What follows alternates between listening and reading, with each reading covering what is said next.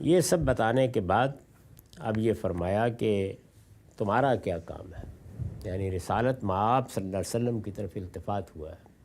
یہ سب باتیں ہم نے واضح کر دی ہیں، ان کی غلطی کیا ہے وہ بھی بتا دی ہے، ابراہیم کا دین کیا ہے تمہیں حکم دے دیا ہے کہ اسی کی پیروی کی جائے گی۔ تمہارا کام کیا ہے؟ تمہارا کام یہ ہے کہ ادعو الی سبیل ربک بالحکمت والموعظۃ الحسنہ وجادلہم باللتی ہی احسن۔ یہ جو کچھ بھی کر رہے ہیں اس کے مقابلے میں کوئی جنگ نہیں چھیڑ دینی، کوئی لڑائی نہیں کرنی، ان کو دعوت دینی ہے۔ تو اے پیغمبر تم اپنے پروردگار کے راستے کی طرف دعوت دیتے رہو، تمہارا کام یہی ہے۔ یہی مضمون قرآن مجید میں اور مقامات پر بھی آیا ہے کہ یہ اگر جہالت پر اترے ہوئے ہیں تو نظر انداز کر دیجئے، یہ اگر استہزاء اور استخفاف کا نشانہ بنا رہے ہیں تو ان کے پاس سے اٹھ جائیے، اپنا کام کرتے رہیے۔ اور وہ اپنا کام کیا ہے؟ وہ اصل میں دعوت ہے، صحیح بات کو واضح کرنا، صحیح بات کو لوگوں تک پہنچانا، ان کے اشکالات دور کرنا، ان کے سوالوں کے جواب دینا۔ وہ آگے سے جو رویہ بھی اختیار کریں اس سے حق کے سچے داعی کو اپنی راہ کھوٹی نہیں کرنی چاہیے، اس کا جو کام ہے وہ کرے۔ تو یہاں بھی دیکھیں اب سورہ ختم ہو رہی ہے تو رسالت میں آپ صلی اللہ علیہ وسلم کی طرف التفات فرمایا اور ہدایت کی کہ تم اے پیغمبر اپنے پروردگار کے راستے کی طرف دعوت دیتے رہو۔ کیسے؟ بالحکمہ، حکمت کے ساتھ، یعنی یہ کوئی لٹھ مارنے کی چیز نہیں ہے، حکمت کے ساتھ بات سمجھا کر، استدلال سے، اس کی حقیقت واضح کر کے، اس کے مسالے ان کے سامنے کھول کر ان کو دعوت دیتے رہو۔ یعنی حکمت ایک بڑا ہی بلیغ لفظ ہے، یہ قرآن مجید میں اس مفہوم میں بھی استعمال ہوا ہے جس میں یہ فلسفے میں مستعمل ہے۔ یعنی جو کچھ بھی ہم اس دنیا میں رویے اختیار کرتے ہیں اس کے پیچھے کیا کوئی اساس یا بنیاد موجود ہے، تو وہ اساس یا وہ بنیاد جب زیر بحث آئے گی تو وہ حکمت کو دریافت کرنا ہے۔ تو اس وجہ سے ما بعد طبیعیات، میٹا فزکس، اسی طرح اخلاقیات، ایتھکس، اس پر حکمت کا اطلاق کیا جاتا ہے۔ اس معنی میں قرآن نے اس لفظ کا استعمال کیا ہے اور یہ بتایا ہے کہ یہ دین دو چیزوں کا مجموعہ ہے، ایک شریعت یعنی قانون اور دوسرے حکمت۔ تو حکمت میں کیا چیزیں ہیں؟ اس مفہوم کے لحاظ سے دو ہی چیزیں ہیں، ایمانیات اور اخلاقیات۔ دوسرا استعمال وہ ہے جو ہم بھی اپنی زبان میں کرتے ہیں، جب ہم یہ بتاتے ہیں کہ حکمت کے ساتھ بات کرو، دانائی کا طریقہ اختیار کرو، دانش مندی سے سمجھانے کی صحیح کرو، جواب میں کوئی غلط رویہ اختیار کرنے کی ضرورت نہیں ہے، دلیل سے بات سمجھانی چاہیے اور صبر کے ساتھ دوسرے کے اشکالات کا جواب دینا چاہیے۔ تو یہ سب باتیں کیا ہیں؟ حکمت کا بیان ہے۔ تو حکمت کا ایک پہلو یہ ہے، یہاں یہ اس دوسرے مفہوم میں استعمال ہوا ہے۔ ادعو الی سبیل ربک بالحکمہ، اپنے پروردگار کے راستے کی طرف دعوت دیتے رہو حکمت کے ساتھ، والموعظۃ الحسنہ، اور اچھی نصیحت کے ساتھ۔ یعنی دعوت دینی ہے تو استدلال کے ساتھ، ریزننگ کے ساتھ، سمجھا کر۔ اور اگر نصیحت کرنی ہے، ظاہر ہے کہ سمجھنا سمجھانا ایک بالکل اور چیز ہے، اور اگر مقابل میں ہٹ درمی ہے، گریز ہے، فرار ہے، ضد ہے، تو اس صورت میں بھی ارشاد فرمایا کہ موعظۃ حسنہ، یعنی اچھی نصیحت کا انداز اختیار کرو۔ کسی شخص کو اگر کوئی بات سمجھ میں نہیں آ رہی تو استدلال سے سمجھائی جائے گی، وہ اگر ضد ہٹ درمی کا طریقہ اختیار کرتا ہے یا گریز و فرار کے راستے اختیار کرتا ہے تو نصیحت کی جائے گی، اچھی نصیحت۔ وَجَادِلْهُمْ بِالَّتِي هِيَ أَحْسَنُ، اور فرمایا کہ بحث بھی ہو جائے گی۔ یعنی ظاہر ہے کہ جب دعوت دی جائے گی تو جتنی حکمت کے ساتھ بھی دی جائے اور نصیحت کی جائے گی اور جتنے اچھے طریقے سے بھی کی جائے، مخاطبین بحث کر سکتے ہیں، وہ آگے سے اعتراضات کریں گے، سوالات اٹھائیں گے۔ تو اگر بحث کی نوبت آ جائے اور بعض اوقات بحث کرنا پڑ جاتی ہے تو ارشاد فرمایا کہ وہ بحث اس طریقے سے ہونی چاہیے جو ہر سمجھدار آدمی کے نزدیک پسندیدہ طریقہ ہے۔ یعنی وہ پھر لڑائی جھگڑا یہ نہیں ہونا چاہیے، یا اس میں الزام تراشی اور بہتان لگانا اور ایک دوسرے کو رگیدنا اور اس کا استخفاف کرنا اور منہ میں کف بھر لانا اور آستین چڑھانا، یہ بالکل نہیں ہونا چاہیے، بلکہ احسن طریقے پر۔ تو یہ اللہ تعالیٰ نے اب اپنے پیغمبر کو آخر میں ہدایت کی ہے کہ آپ کی ذمہ داری کیا ہے۔ آپ کی ذمہ داری یہ نہیں ہے کہ آپ لوگوں کو کان سے پکڑیں گے اور پھر اپنی طرف لے آئیں گے۔ آپ کا کام دعوت دینا ہے۔ انما انت مذکر، آپ نصیحت کرنے والے ہیں۔ اپنی اس ذمہ داری کو سمجھیے، حکمت کے ساتھ دعوت دیں، اچھی نصیحت کریں، اور بحث کا موقع آ جائے تو اس کو جنگ و جدال میں تبدیل نہیں ہونا چاہیے، بلکہ پسندیدہ طریقے سے بحث ہونی چاہیے۔ یہ پورا کا پورا لائحہ عمل بتا دیا ہے کہ جب کبھی بھی دین کی دعوت کا کام کرنے کی اللہ تعالیٰ توفیق دے تو حکمت عملی یہی ہے، یعنی یہ طریقہ ہے جو اختیار کرنا چاہیے۔ چنانچہ اگر میری کتاب میزان میں قانون دعوت کو آپ دیکھیں گے تو اس میں دعوت کی حکمت عملی کا سر عنوان میں نے اسی آیت کو بنایا ہے۔ یہ سورہ نحل کی آیت ہے، گویا پوری طرح بتا دیتی ہے کہ ہمیں کیا کرنا ہے، اور کئی پہلوؤں سے اس میں سب کچھ بیان ہو گیا ہے۔ اسالیب بھی بیان ہو گئے ہیں، انداز بھی بیان ہو گیا ہے، اس کے پیچھے کیا فلسفہ کار فرما ہے اس کو بھی بیان کر دیا ہے، اور پھر لوگوں کے لحاظ سے جو تقسیم ہو جاتی ہے وہ بھی سمجھ میں آ جاتی ہے۔ بعض لوگ نصیحت کے مستحق ہوتے ہیں، بعض استدلال طلب کرتے ہیں، اور بعض کچھ بحث بھی کرنے لگ جاتے ہیں۔ تو ان سب لوگوں کے ساتھ جو معاملہ کرنا ہے اس کو بیان کر دیا ہے کہ یہ طریقہ اختیار کریں، اور اس بات کو اپنے پروردگار پر چھوڑ دیں کہ کون ہدایت پاتا ہے اور کون ہدایت نہیں پاتا۔ یہ فیصلہ اس نے کرنا ہے، آپ کا یہ کام نہیں ہے۔ آپ کا کام یہی ہے کہ آپ اپنے رب کے راستے کی طرف دعوت دیتے رہیں۔ چنانچہ دیکھیے اس کو آگے بیان کیا ہے، ان ربک هو عالم بمن ضل عن سبیلہ وہو عالم بالمہتدین۔ یقیناً تیرا پروردگار خوب جانتا ہے کہ کون اس کی راہ سے بھٹکا ہوا ہے، اور وہ ان کو بھی خوب جانتا ہے جو ہدایت پانے والے ہیں۔ یعنی یہ فیصلے آپ کو نہیں کرنے، اللہ کو معلوم ہے کہ کون بے جا بحث کر رہا ہے، کون ہٹ دھرم ہے، کون ضد پر آیا ہوا ہے، کون بات سمجھنا چاہتا ہے، کون ہدایت کا سچا طالب ہے۔ یہ تیرا پروردگار جانتا ہے، اس کے سامنے کوئی چیز نہیں ہے چھپی ہوئی ہو۔ لہٰذا اپنے حدود سے تجاوز کر کے دوسروں کے بارے میں کوئی فیصلے سنانے کی ضرورت نہیں ہے۔ اپنا کام آپ پیش نظر رکھیے، اور وہ کام دعوت ہے، حکمت کے ساتھ، اچھی نصیحت کے ساتھ۔ بحث کا موقع آ جائے تو وہ بھی پسندیدہ طریقوں سے۔ اللہ تعالیٰ نے کسی انسان کے ساتھ کیا معاملہ کرنا ہے اس میں اس کا اپنا علم ہے، وہ دلوں کے حال جانتا ہے، وہ لوگوں کی نیتوں سے واقف ہے، وہ ان کے محرکات کو سمجھتا ہے، اس لیے اس کو فیصلہ کرنے میں کوئی دقت نہیں ہوگی، اس پر کوئی چیز چھپی ہوئی نہیں ہے۔ لیکن جب آپ اپنے حدود سے تجاوز کر کے لوگوں کے بارے میں کوئی حکم لگائیں گے تو اس کا لازمی نتیجہ یہ ہوگا کہ آپ غلط راستے پر پڑ جائیں گے۔ اپنے آپ کو اس دائرے میں محدود رکھیے جو آپ کے لیے مقرر کیا گیا۔ یہ دیکھیے اللہ کے پیغمبر کو بتایا جا رہا ہے، اور وہ دائرہ ہے وہی دعوت کا دائرہ، اس کے تمام پہلوؤں کو واضح کر دیا ہے۔ اب ظاہر ہے کہ انسان ہے، یعنی یہ کن کو کہا جا رہا ہے؟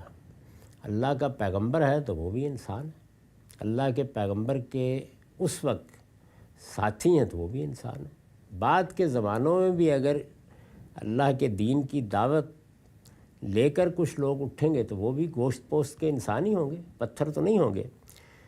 تو اگر دوسری طرف سے زیادتی ہوتی چلی جاتی ہے، یعنی ایک تو یہ ہے کہ چلیے ہم نے دلیل کے ساتھ بات کی، دوسرے نے بھی دلیل کے ساتھ جواب دے دیا، ہم نے نصیحت کرنے کی کوشش کی، دوسرے نے شائستگی کے ساتھ معذرت کر دی اگر نہیں سننا پسند کیا، کوئی بحث مباحثہ ہوا تو خوشگوار طریقے سے گفتگو ہوئی، اٹھ کر چلے گئے، لیکن سارے لوگ تو یہاں تک نہیں رہتے۔ تو اگر فرض کر لیجئے کہ دوسری جانب سے گالی دے دی گئی ہے، سب و شتم کیا گیا ہے، بہتان لگا دیا گیا ہے، الزام لگا دیا گیا ہے، کوئی اٹھ کے آپ کا گریبان پکڑ لیتا ہے، دیہاتی زندگی میں تو یہ سب معاملات ہو جاتے ہیں، تو پھر کیا کیا جائے؟ یعنی یہاں تک تو یہ تھا کہ اپنی طرف سے کوئی غلط کام نہیں کرنا، دعوت دینی ہے، پیغام پہنچانا ہے، لوگوں کے دروازے پر جس طرح دلوں کے دروازے پر دستک دینی ہے، یہی دائرہ ہے جس میں یہ کام کرنا ہے۔ تو پہلے جس چیز پر متنبع کیا وہ لوگوں کی ہدایت اور گمراہی کے فیصلے سنانا ہے۔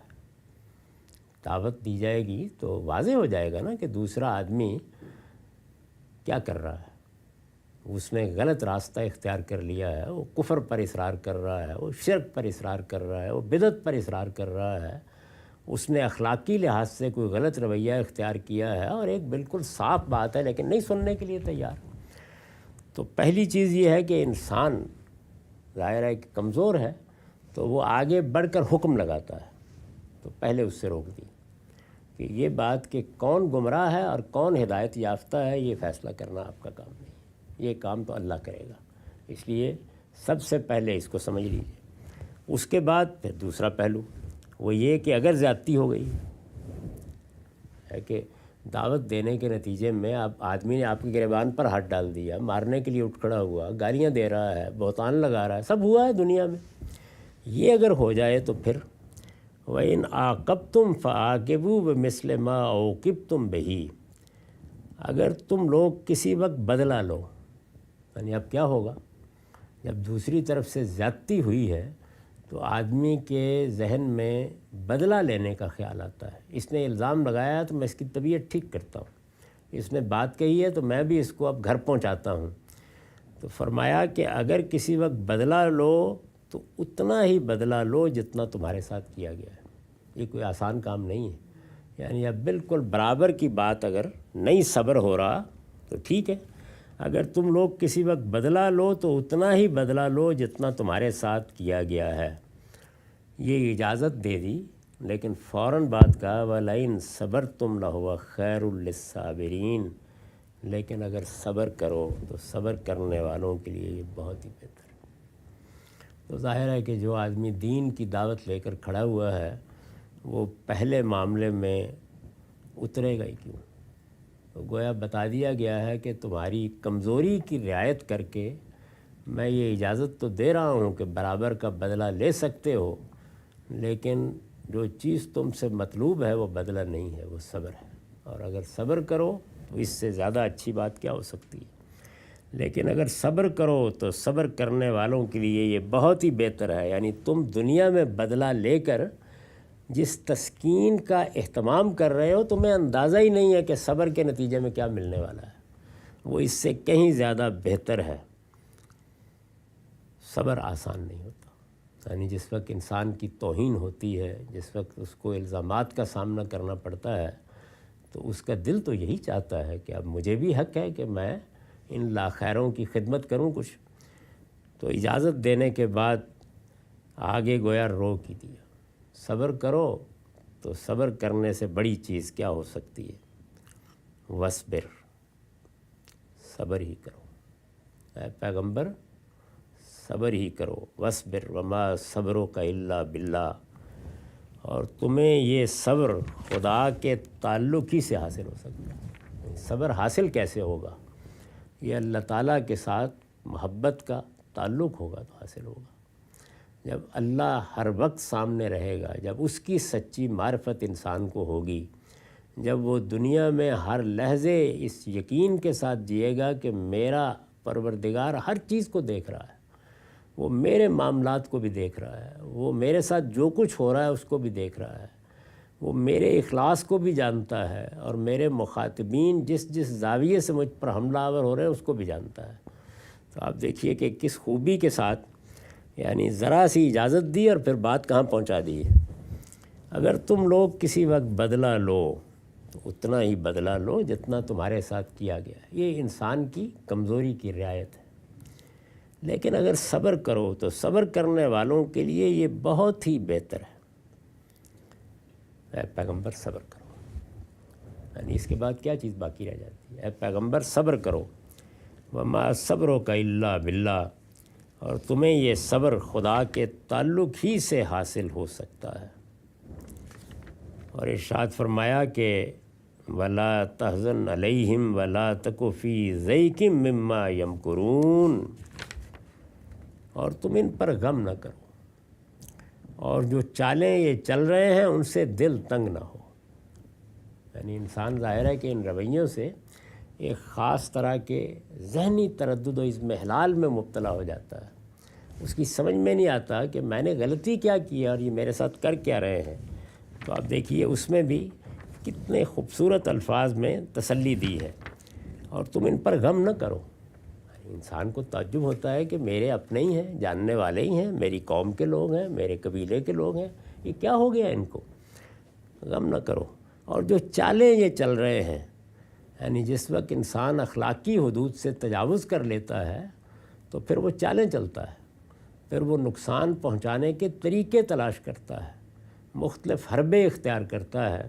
تو ارشاد فرمایا کہ اس کی پرواہ نہ کرو، ان سے دل تنگ ہونے کی کوئی ضرورت نہیں. ان اللہ مع الذین اتقوا والذین هم محسنون.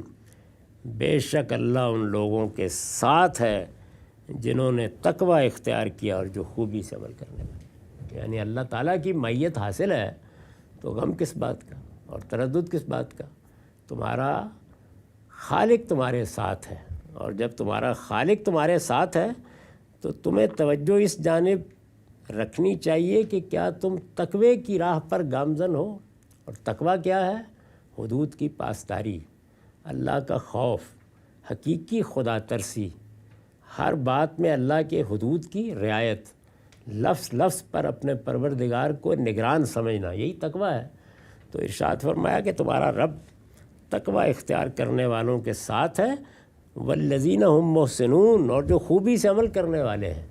تو توجہ اصل میں اپنے تقوی کی طرف ہونی چاہیے اور اپنے عمل کی طرف ہونی چاہیے. یہ قرآن مجید نے ان لوگوں کو نصیحت فرمائی ہے جو اللہ کی طرف سے دین کی دعوت پر مامور کیے گئے اور جو اب قیامت تک ان کی پیروی میں اپنے آپ کو اس مشن کے سپرد کریں گے. ان کو یہ نصیحت فرمائی ہے. اسی سے اندازہ کیا جا سکتا ہے کہ مذہبیت جب قرآن مجید سے ہدایت لینے کی بجائے اپنی شناخت کے بحران میں مبتلا ہو جاتی ہے تو پھر وہ کس طرح اس سب کو نظر انداز کر دیتی ہے. پھر کس طرح دعوت مناظروں میں بدل جاتی ہے، مجادلے شروع ہو جاتے ہیں، لوگوں کی ہدایت اور ضلالت کے فیصلے سنائے جاتے ہیں، کفر کے فتوے لگائے جاتے ہیں، جنت اور جہنم کے بارے میں احکام صادر کیے جاتے ہیں. پھر جنگ و جدال ہوتا ہے، پھر ایک دوسرے پر الزام تراشی ہوتی ہے. ایک اگر ایک الزام لگاتا ہے تو جواب میں 10 ادھر بھی موجود ہوتے ہیں. ہر آدمی اپنی جیب میں اس طرح کی چیزیں لیے پھرتا ہے، جب موقع ملتا ہے تو وہ دوسرے پر پھینک مارتا ہے.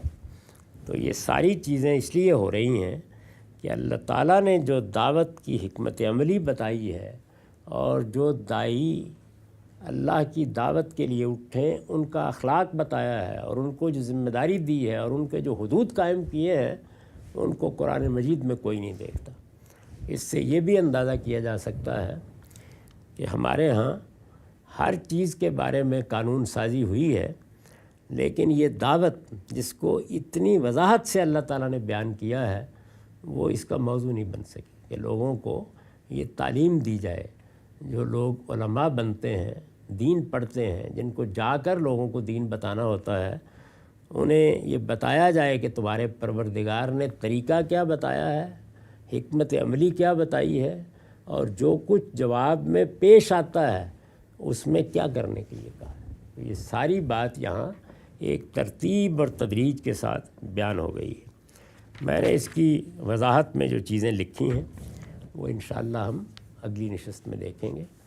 الحمدللہ رب العالمین والصلاة والسلام علی محمد الامین. اعوذ باللہ من الشیطان الرجیم. بسم اللہ الرحمن الرحیم.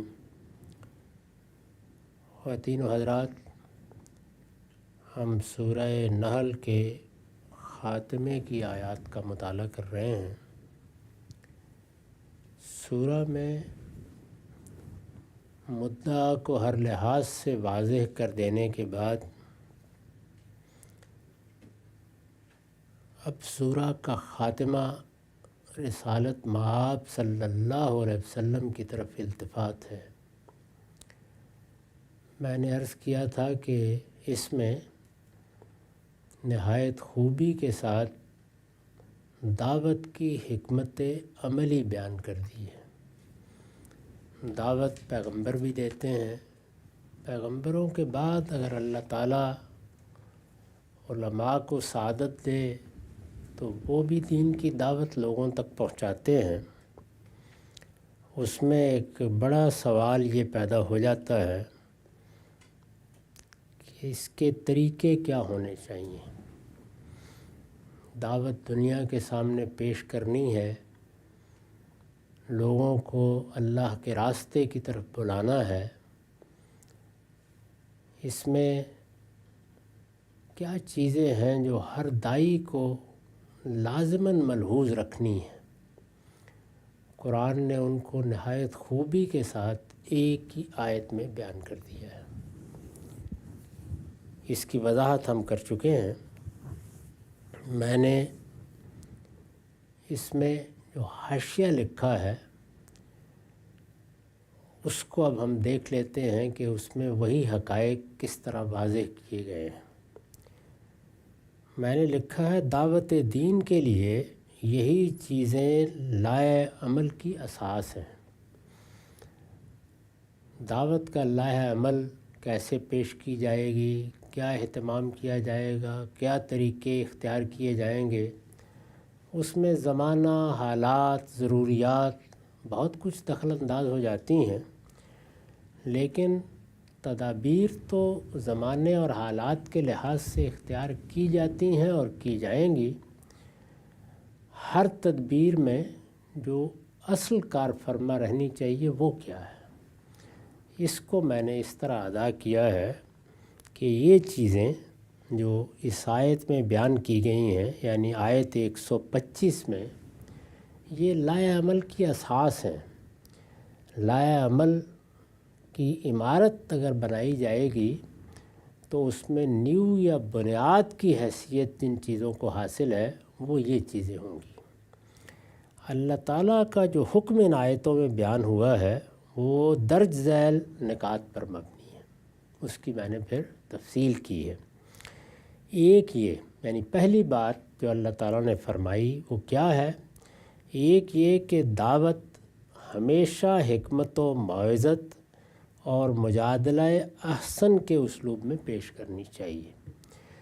یہ ان لفظوں میں بیان ہوئی ہے کہ تم اے پیغمبر اپنے پروردگار کی طرف دعوت دیتے رہو حکمت کے ساتھ اور اچھی نصیحت کے ساتھ، اور ان کے ساتھ اس طریقے سے بحث کرو جو پسندیدہ ہے۔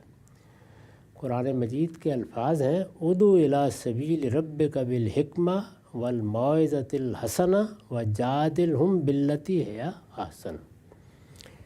ایک یہ کہ دعوت ہمیشہ حکمت و موعظت اور مجادلہ احسن کے اسلوب میں پیش کرنی چاہیے، یعنی دلیل سے بات کی جائے، مخاطب کا لحاظ کر کے بات کی جائے، اس کی نفسیات کو ملحوظ رکھا جائے، جو بات کہی جائے وہ صحیح جگہ سے کہی جائے، صحیح موقع پر کہی جائے، اور کسی مقام پر بھی استخفاف، استہزاء یا دوسرے کی تذلیل و تحقیر کا رویہ اختیار نہ کیا جائے۔ بات حکمت کے ساتھ بیان کی جائے، اس میں اسلوب بھی حکیمانہ ہو اور اس کا کانٹینٹ یا اس کے محتویات پہ بھی استدلال ہو اور حکمت ہو۔ پھر یہ کہ نصیحت بھی کرنا پڑ جاتی ہے، بعض اوقات سننے والے کا رویہ اچھا نہیں ہوتا، وہ جہالت پر اتر آتا ہے، تو کہنے کو تو آدمی کہہ سکتا ہے کہ فَنَجْعَلَ فَوْقَ جَهْلِ الْجَاهِلِينَ، لیکن ہمیں دین کی دعوت میں یہ طریقہ نہیں سکھایا گیا۔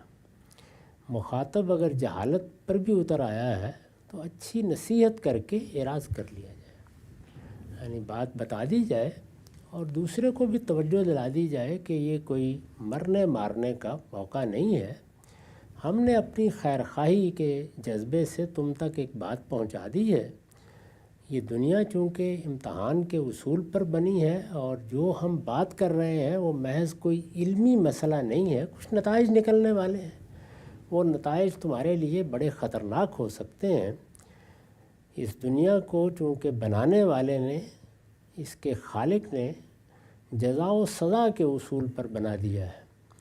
اب جزا و سزا کے اصول پر تو پھر نتیجہ نکل آنا ہے، کوئی نہ کوئی نتیجہ نکل آئے گا۔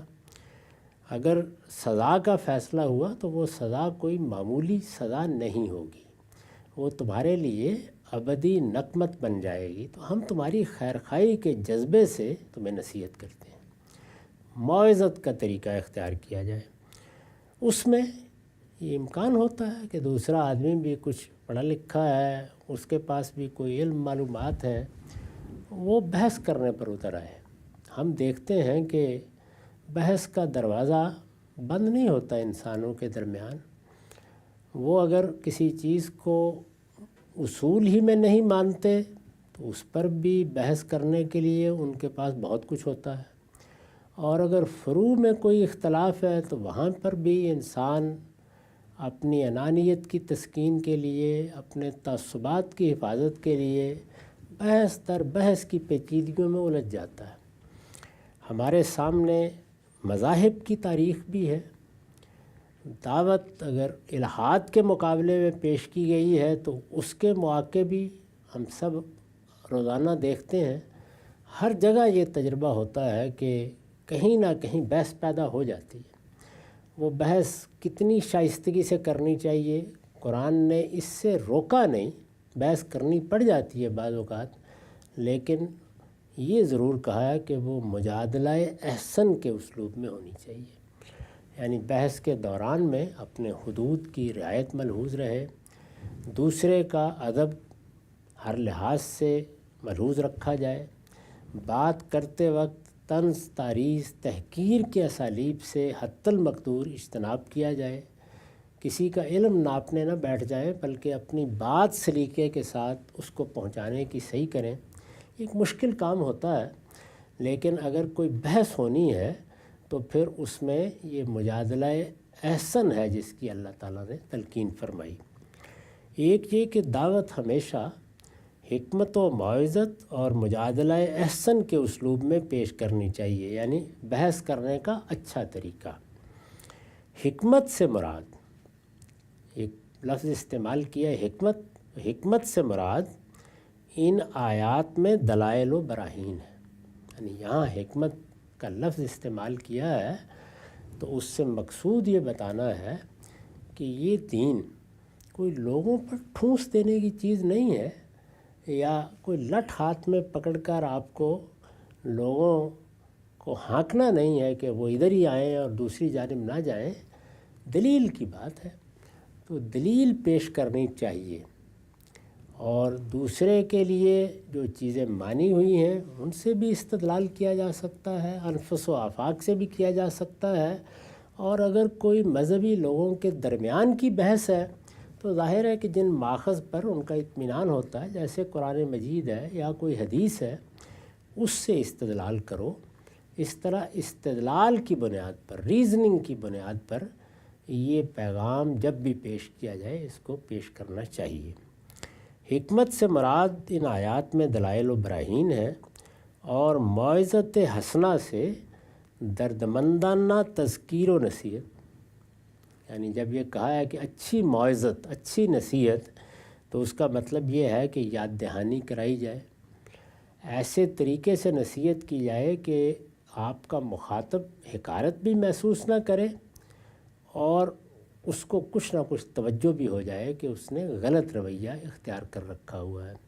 غلط رویوں پر، غلط طرز عمل پر متنبہ کرنا آسان کام نہیں ہوتا۔ آپ کے گرد و پیش کے لوگ بھی خاص طریقے کا رد عمل ظاہر کرنا شروع کر دیتے ہیں اگر نصیحت کی جائے۔ نصیحت سننی کوئی آسان کام نہیں ہے، تو اس لیے کرنے والوں کو ہمیشہ اس کے لیے تیار رہنا چاہیے کہ مخاطب کی طرف سے برا رد عمل سامنے آ سکتا ہے۔ اس میں پھر یہ ہے کہ نصیحت کرنے کے لیے جو اسالیب اختیار کیے جائیں وہ حسنہ ہونے چاہیے، اچھے ہونے چاہیے، تاکہ کم سے کم رد عمل پیدا ہو۔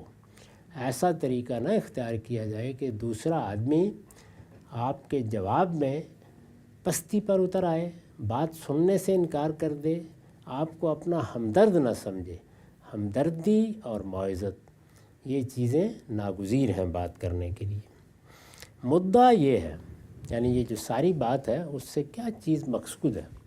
مدعا یہ ہے کہ داعی یعنی دعوت پیش کرنے والا جو بات کہے وہ دلیل و برہان اور علم و عقل کی روشنی میں کہے۔ یعنی ہمیشہ یہ چیز ملحوظ رکھے کہ مجھے بات کرنی ہے تو جو دلیل دینے کے طریقے ہیں انہی پر بنا رکھ کے اپنی بات دوسرے تک پہنچانی ہے۔ اس میں دوسروں پر تحکم ظاہر کرنے کا طریقہ، اپنی بڑی حیثیت کے ذریعے سے بات منوانے کا طریقہ یہ نہیں اختیار کرنا چاہیے، بلکہ برابر کی سطح پر محبت کے ساتھ اور خیرخواہی کے جذبے کے ساتھ اپنی بات دوسروں تک پہنچانی چاہیے۔ علم و عقل کی روشنی میں ہمارے پاس جو استدلال ہے وہ یا تو مسلمات سے ہوتا ہے، یعنی کوئی قرآن کو مانتا ہے تو قرآن سے استدلال ہو جائے گا، حدیث کو مانتا ہے تو حدیث سے استدلال ہو جائے گا۔ اگر ان دونوں ہی کو نہیں مانتا تو علم و عقل کے مسلمات ہیں، یعنی جو ساری دنیا میں عالمگیر طور پر مانے جاتے ہیں۔ تو استدلال انہی چیزوں سے ہونا چاہیے جن سے لوگ مانوس ہیں، وہ خود بھی انہی سے استدلال کرتے ہیں۔ تو اگر استدلال کے ماخذ یکساں ہوں گے، اور یکساں نہیں تو تھوڑی گفتگو کر کے ان میں پہلے اتفاق پیدا کر لینا چاہیے، ورنہ متوازی راستے چلتے رہیں گے اور منزل نہیں ملے گی۔ ایک شخص ایک جگہ سے بات کرتا رہے گا، دوسرا دوسری جگہ سے اس پہ رد عمل ظاہر کرتا رہے گا۔ اگر کوئی موافقت کی صورت پیدا کرنی ہے تو پہلے مقدمات طے کر لینے چاہیے۔ تو اس کی طرف یہاں توجہ دلائی ہے۔ مدعا یہ ہے کہ داعی جو بات کہے وہ دلیل و برہان اور علم و عقل کی روشنی میں کہے، اور اس کا انداز چڑھ دوڑنے اور دھونس جمانے کا نہیں، بلکہ خیرخواہی اور شفقت و محبت کے ساتھ توجہ دلانے کا ہونا چاہیے۔ یہ خواہ استاد بات کر رہا ہو، شاگرد بات کر رہا ہو، باپ بات کر رہا ہو، بھائی بات کر رہا ہو، دوست بات کر رہا ہو، دین علم جب بھی سکھایا جائے گا تو اس میں یہ طریقہ ہونا چاہیے ہمیشہ۔ یہاں تک کہ بحث و مباحثے کی نوبت بھی اگر آ جائے تو اس کے لیے پسندیدہ طریقے اختیار کیے جائیں، اور اس کے جواب میں حریف اشتعال انگیزی پر اتر آئے۔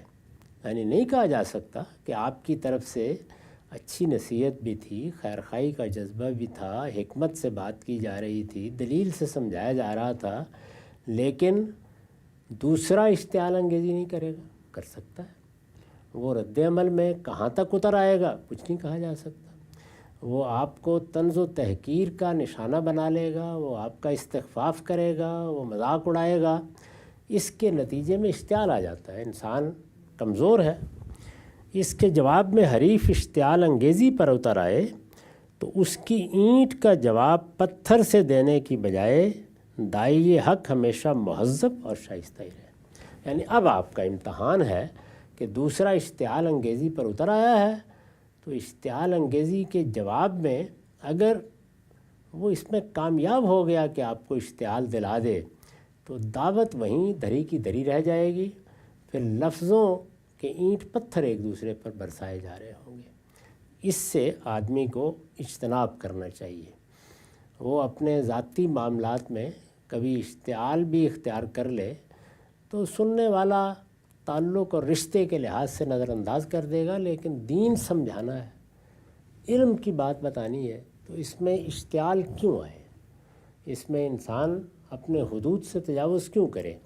اس کو خیال کرنا چاہیے کہ تہذیب اور شائستگی یہ شخصیت کا حسن ہے۔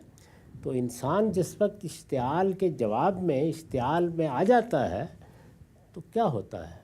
یعنی شخصیت کا وہ پیرہن جو اس نے پہن رکھا ہے، تہذیب اور شائستگی کا پیرہن، وہ تار تار ہو جاتا ہے، اور اس میں انسان خود ہی برہنہ ہوتا ہے۔ اس لیے کہ اگر رگیں پھلائی جائیں گی اور منہ میں جھاگ آئے گا اور انسان بازو چڑھا لے گا اور دوسرے پر چڑھ دوڑے گا اور دھونس جمانا شروع کر دے گا تو اس سے شخصیت پستی میں اتر آئے گی۔ تو انسان کو داعی کی حیثیت سے اپنی شخصیت کی بھی حفاظت کرنی چاہیے، اس لیے کہ انسان اتنے لفظ نہیں سنتے جتنا شخص کو دیکھتے ہیں۔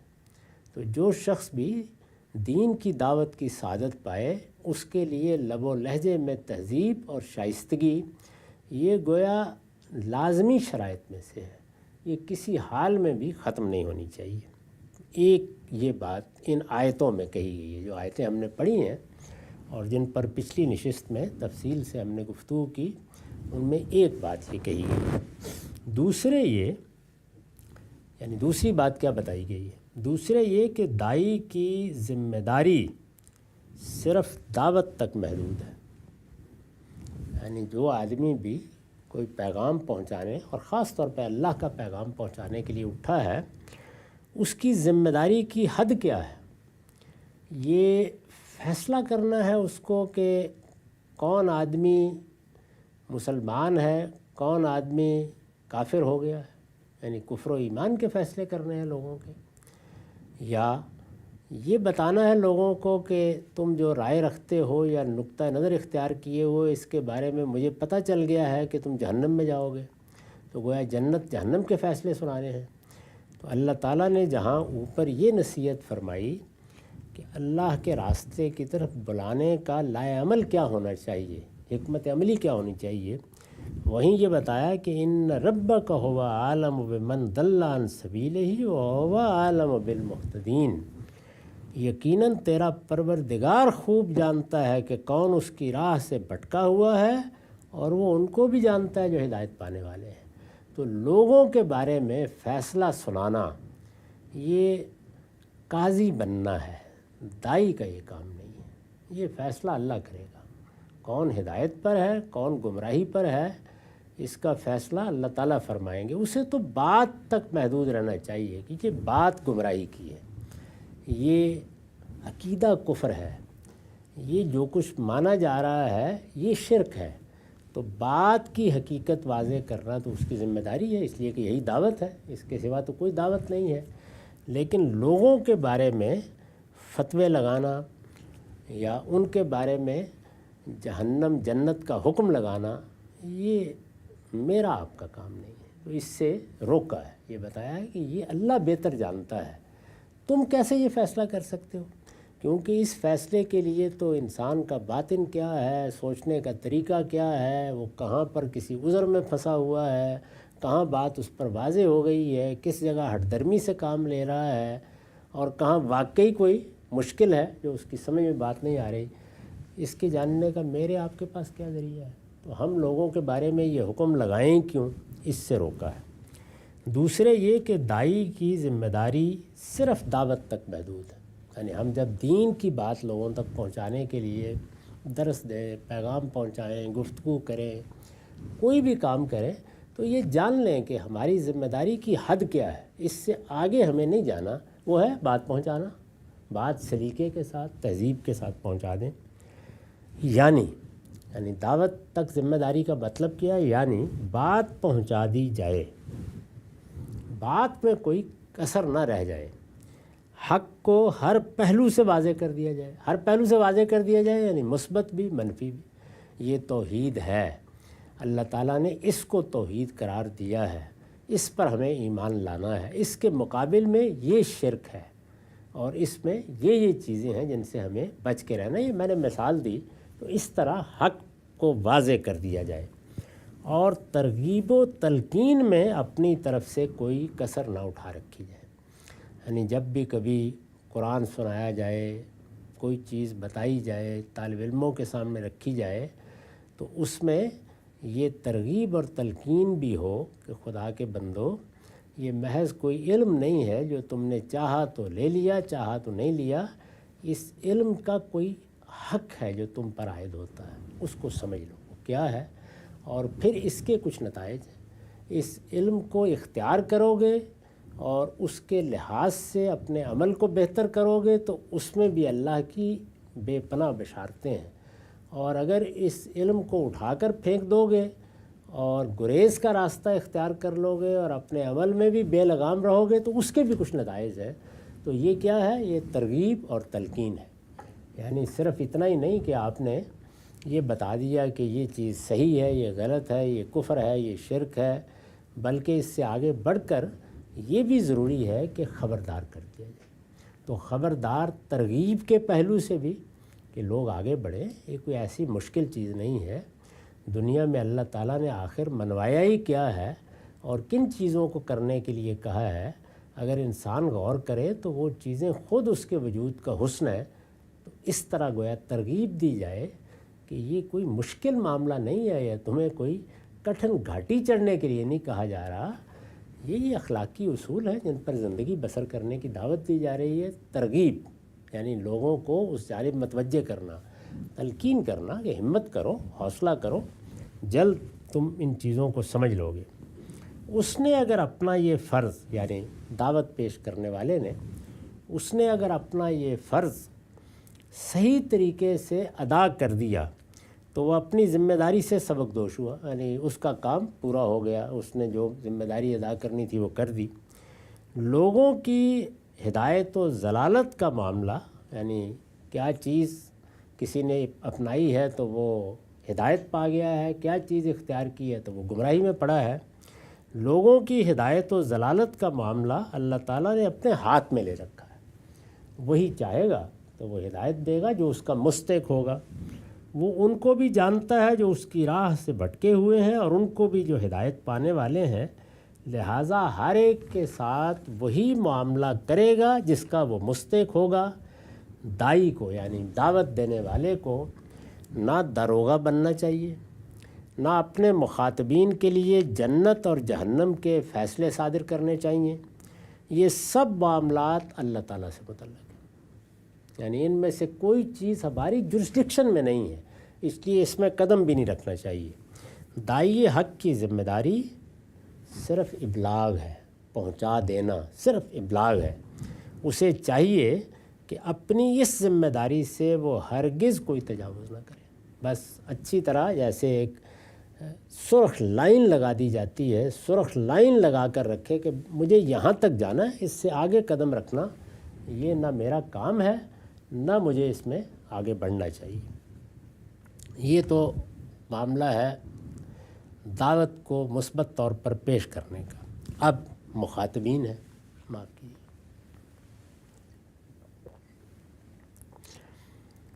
وہ رد عمل کے لحاظ سے کوئی بھی رویہ اختیار کر سکتے ہیں۔ تہذیب سے بات سن لیں، چلیے نہ مانیں لیکن اچھے طریقے سے سن کر اٹھ جائیں، وہ ہر طرح کا رویہ اختیار کر سکتے ہیں۔ تو پھر اس میں کیا ہو؟ تیسرے یہ یعنی تیسری بات جو ان آیتوں میں کہی گئی ہے وہ یہ ہے کہ دعوت کے مخاطبین اگر ظلم و زیادتی اور ایذا رسانی پر اتر آئیں تو داعی کو اخلاقی حدود کے اندر رہتے ہوئے، یعنی وہ الزام لگانے لگ گئے ہیں، سب و شتم کرنے لگ گئے ہیں۔ کسی زمانے میں جو زیر 10 لوگ تھے، لوگ مار پیٹ شروع کر دیتے تھے۔ تو اگر ظلم و زیادتی اور ایذا رسانی پر اتر آئیں تو داعی کو اخلاقی حدود کے اندر رہتے ہوئے اتنا بدلہ لینے کا حق ہے جتنی تکلیف اسے پہنچائی گئی ہے۔ اللہ تعالیٰ انسانوں پر اتنا ہی بوجھ ڈالتا ہے جس کو وہ اٹھا سکتے ہیں۔ تو جس طرح اپنی شریعت میں اللہ تعالیٰ نے ہر حکم انسان کی حد وسع میں دیا ہے، اسی طرح یہ صبر کرنا ہے یا ایذا رسانی اور اشتعال کے جواب میں کچھ نہیں کرنا، اس میں بھی یہ ملحوظ رکھا ہے کہ سارے انسان آخری درجے کے نہیں ہوتے۔ تو اگر کوئی بدلہ لینا چاہتا ہے اتنا بدلہ جتنی تکلیف اسے پہنچائی گئی ہے تو وہ حق رکھتا ہے، لے سکتا ہے، لیکن اللہ تعالیٰ کو پسند یہی ہے کہ صبر سے کام لیا جائے۔ یعنی بدلہ لینے کا حق ہے، لیکن یہ بدلہ لینا یا آدمی کو کیفر کردار تک پہنچانے کا عزم کر کے نکل کھڑا ہونا، یا جواب میں اشتعال کی گفتگو کرنا، یا اپنی زبان کو آلودہ کرنا، یا سب و شتم کرنے لگ جانا، یہ اللہ کو پسند نہیں ہے۔ پسند یہی ہے کہ صبر سے کام لیا جائے۔ اس صبر کے معنی یہ ہیں کہ حق کے داعی ہر اذیت برداشت کر لیں، لیکن نہ انتقام کے لیے کوئی اقدام کرے، نہ مصیبتوں اور تکلیفوں سے گھبرا کر اپنے موقف میں کوئی ترمیم و تغیر کرنے کے لیے تیار ہوں۔ یعنی بات پر جمے رہیں، اپنی بات پوری قوت سے کہتے رہیں، نہ کوئی ترمیم کریں نہ کوئی تغیر کریں، جو صحیح راستہ ہے اس پر چلتے رہیں، لیکن یہ کہ اب انتقام لینا ہے کیونکہ اس نے زیادتی کر دی ہے، اس کو گھر پہنچانا ہے، یہ داعی حق کا کام نہیں ہے۔